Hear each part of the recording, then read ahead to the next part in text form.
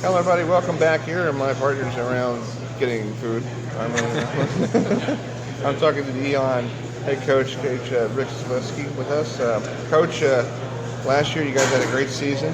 The record last year was, well, not a great season, 4-7, but the year before that, you had a great season. So just talk about what happened. What do you guys have to work on this year to get to be in this tough conference to the top of the class? Well, as you said, Chris, we made good strides last year. By no means was it what we want and what our expectation is, but being able to improve by 3 games in our win column last year was definitely a step in the right direction. And hopefully this year, coming up in 2016, we're able to make those same type of strides. And it's you don't get to the top of the mountain overnight. We know that happens. Kind of in a process, and we're still in that process. We're going to be a relatively young team. We're still, when we report for camp next week, 73% of our roster will have 3 or more years of eligibility remaining. So we're still going to be a young roster, but I feel good about where our guys are. I think we've had a great off season, really a great summer workout schedule that's going to finish up here on Thursday. And like I said, our goal is hopefully we're going to improve to make the same strides we did last year in this upcoming season. You got some, looking at your schedule, you got Charlotte, who is a Conference USA. Conference USA. It's still technically a brand new program. It's only been around for 4 years. Right. They were independent, and they were, and then you got to take on Fayetteville State, who I used to cover that with Bowie State University. That's still a prime CIAA, still a great conference. So let's talk about those two teams, and I know it's your first time facing them. It is. What are you going to expect about the teams you have never faced before? Going into this game. Well, Charlotte, we actually played in 2014. Okay. So we have some familiarity with them. They came to Elon in 14, and we were fortunate enough to get a win. But Brad Lambert, who's their head coach, I've known Brad for a long time. Their program has definitely escalated over the last couple of years. So we know it's going to be a challenge. We're playing at Charlotte.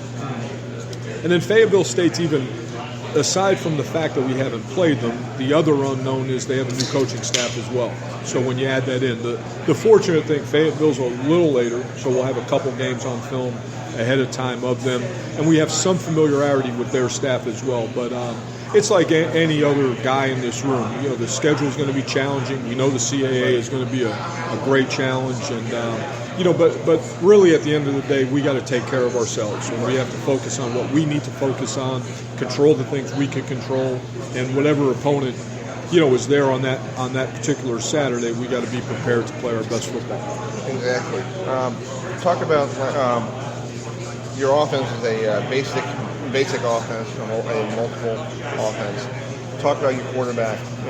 What do you like to see out of him this year? Go is better than last year. Well, we need to. We played both 2 guys last year, Connor Christensen and Daniel Thompson. We're really Connor's with us here today. We need that position to improve in a great amount. And probably, the stat that everybody talks about is in terms of turnovers, and we have to do a better job.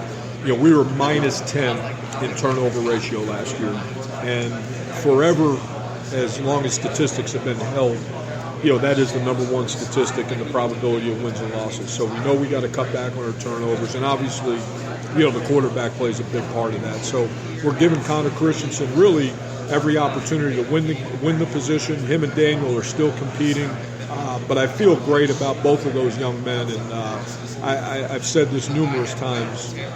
I can't think of 2 guys that I want to represent our program other than Connor and Daniel. Last year you had Bennett, your running back. Now he's gone. Who's going to replace him as full running back? Yeah, Malcolm Summers, who ended up really by the end of the year, ended up being the go-to guy. And him and BJ split time. BJ's going to be a loss from an experience standpoint, but Malcolm Summers, by the end of the season, he really had a great game at Stony Brook late in the year. We were fortunate enough to win that game, and he's had a great offseason. So Malcolm Summers will be the main guy at the running back spot. Well, Matt, do you have anything to chime in? Yeah, talk about the inexperience with your players. Talk about how would they mesh together in order to have a good season this year. Well, I think so much of that is what the off season is about and what the summer is about. I think that is when the chemistry and personality of your team takes place. And we've been really fortunate. We've had nearly every kid on the roster has been with us throughout the summer workouts, and they conclude on Thursday. And that's what the summer's all about. The coaches are a little bit more hands-off, and I think that's when that trust and love and loyalty is created, so that when camp starts here in about a week, those guys have been through the 110s and the summer conditioning, and that's kind of already been instilled. So I'm excited about the challenge. Yes, it's a young roster, but I'm excited to see these guys as they grow throughout their careers.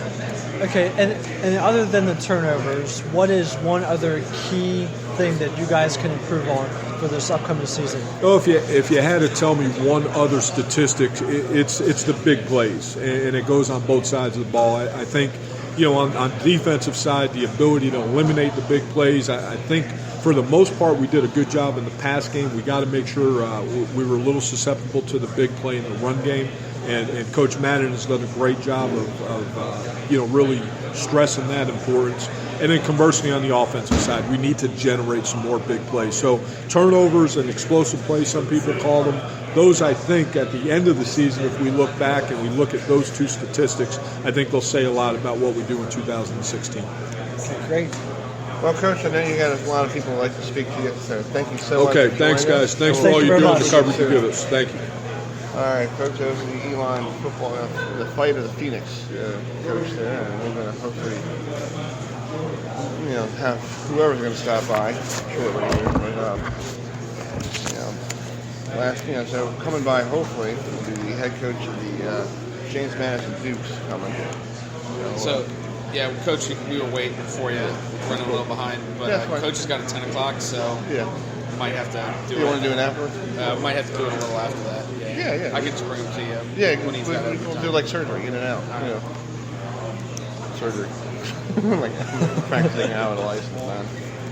Well, look at James Madison's schedule coming up here. They are home for 2 games at the beautiful stadium there, down there in beautiful Bridgeport Stadium there in Harrisonburg, Virginia. Then they go to North Carolina to take on Notre Dame and the Tar Heels. So we'll see what kind of team North Carolina is when it comes to the that September 17th game, and you can catch that game on Fox Sports South. Our good friend Jesse Bates. So we got the coach here from James Madison, Mike Houston. How you doing? Good. I think I talked to you a couple of years ago when you were down at Citadel. Yeah. And you were playing, I think you played against Florida State. Yeah, sure did. So talk about your coming to Harrisonburg, Virginia. How did this whole come about? I know Mr. Coach Withers went to Texas State, and then how did they give you did they just called you up and say, come on over, or what? Well, actually, Bill Carr from the Carr Search Firm contacted me in December. I think that JMU thought Everett was leaving to go to East Carolina at that point. And so I think that's when James Madison first came on my radar. Obviously, that didn't come about at that time, but when he did leave to go to Texas State in January, Bill reached back out and said that the administration at James Madison would like to speak with me. And so I took the opportunity to find out as much as I could about the school and the football program, and it all just worked out. So excited that everything transpired the way it did. Talk about being in Harrisburg, Virginia. It's a very small college town, very beautiful town. The town is mostly dominated by down the road in Elkton with Massanutten Ski Resort. I have a house there in the area. Very beautiful place. Yep. Talk about Harrisonburg and what did the job bring you to Harrisburg? What attracted you to Harrisburg?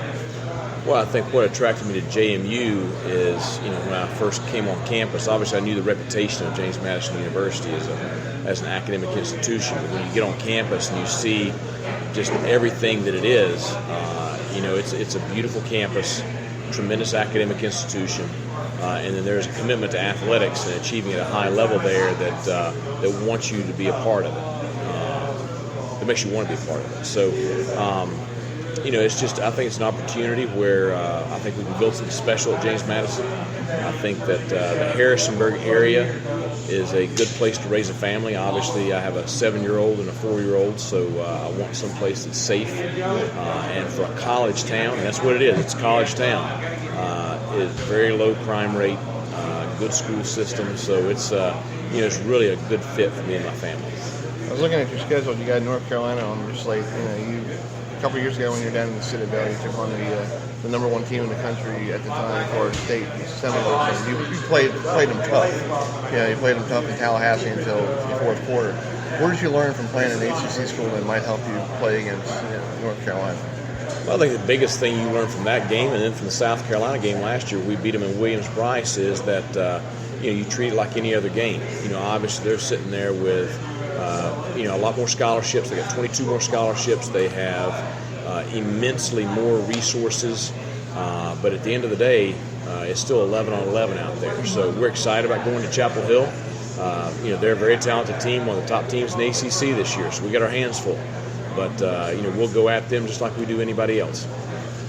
So tell me how you're going to tackle them. How you're going to tackle this tough North Carolina team. Well, I think the big thing is we've got to do a great job of being sound defensively and trying to limit the big plays. If we can make them drive the football, then we have a greater chance of maybe them making a mistake somewhere there. Obviously, we've got to be conscientious of Switzer in the return game, and so we've got to really be on point when it comes to special teams. And then offensively ourselves, we've got to be effective when we have the football. We can't make the big mistakes, turn the ball over. We've got to do the things that a good football team does, and if we can do that, then hopefully we can keep the game competitive and get into the fourth quarter. Okay, great. Chris, how about one more question, because I know Coach has to go on TV in a few minutes. Well, what is your goals this year for you for your first year at JMU? Well, my goal my first year is going to be the same goal it's going to be every other year I'm there, and that's, we want to win the CAA championship. I think that there's probably about 12 other coaches sitting in here that's going to say the same thing. So, but I think we've got a good football team. I think how well we come together is going to dictate, our chance at doing that. But I would think we'll be in the mix. Well, Coach, good luck this year. Thanks a lot. Nice big Best of luck there. Thanks. Appreciate it. So good luck. Well, that's the head coach of the Dukes, Mike Houston, and yes, he did take on Florida State a couple years ago because I was watching it on ESPN on the online, and they stayed in the ball game against the Noles, and it really shocked me that Florida State could have just ran them over, but they kept them in the ball game until the fourth quarter, and that's when McGuire took over. Yeah, but it's going to be tough. So we're gonna pass it over to them. We're gonna take a timeout here, and when we come back, we'll grab whoever we see around here, and we'll have them on the show here. So you are listening to the Colonial Athletic Conference Media Day live from M&T Bank Stadium, home of the Baltimore Ravens, and they did put some new. They have grass now outside there. No more AstroTurf, so I guess everybody's going back to grass. So we'll see that down the road. So we'll be right back here on Purple FM Sports Radio.